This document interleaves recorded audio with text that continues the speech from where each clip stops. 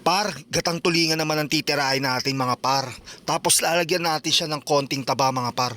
Sobrang solid nito par. Yan, hiwa lang tayo ng mga luyang gagamitin natin mga par. Tapos talong. Yan, tapos meron akong 2 perasong tulingan, 100 pesos na yan. Tapos hiniwa-hiwa ko lang siya ng ganyan. Yan, tapos yung mga taba na gagamitin natin mga par, ayun yung ilalagay natin mamaya sa ilalim ng isda mga par. Yan, pag okay na yung mga par, salang na tayo. Yan, una ko nilagay yung mga taba. Yan, ayun yung nakuha ko sa pork kasi mga par, tinanggal ko yung mga taba-taba eh. Yan, tapos lalagyan natin siya ng luya.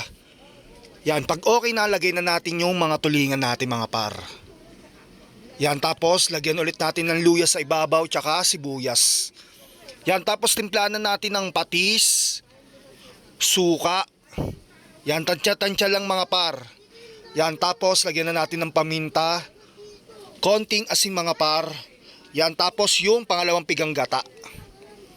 Yan, tapos pag nalagay na natin lahat yan mga par, tatakpan na natin yan. Hayaan lang natin siyang maiga.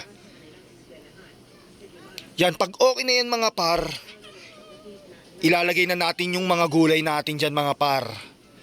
Yan yung malunggay mga par. Yan, gusto ko kasi maraming gulay pag naggagata eh.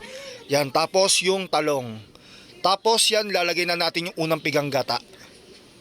Yan, tapos tatakpan lang ulit natin yan mga par. Yan, pagbukas yan mga par, all goods na yan. Yun oh, solid yan par. Kita nyo naman, tapos nilagyan ko pa ng sili yan para medyo may sipa talaga mga par. Yan, tapos syempre tikman natin okay na. Yun oh, napacheck na mga par. Tapos yan na. Ready to serve na yan mga par. Sobrang solid yan. Kaya ba mga par, ano bang ulam nyo o food trip nyo? Pa-comment down below naman.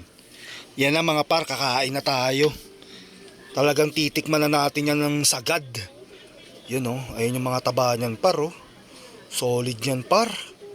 Yan, tapos kuha tayo ng tulingan par. Yan oh, init, aray, napaso pa. Yan, tapos syempre titikman na natin yan par. Yan oh, yung taba muna tayo mga par. Talagang putok-batok yan par eh. Yan oh, first bite. Yun oh, solid yan par. Palot ng talong. Yun oh, second bite. Sheesh! Talagang mapaparami ka ng kain yan par eh.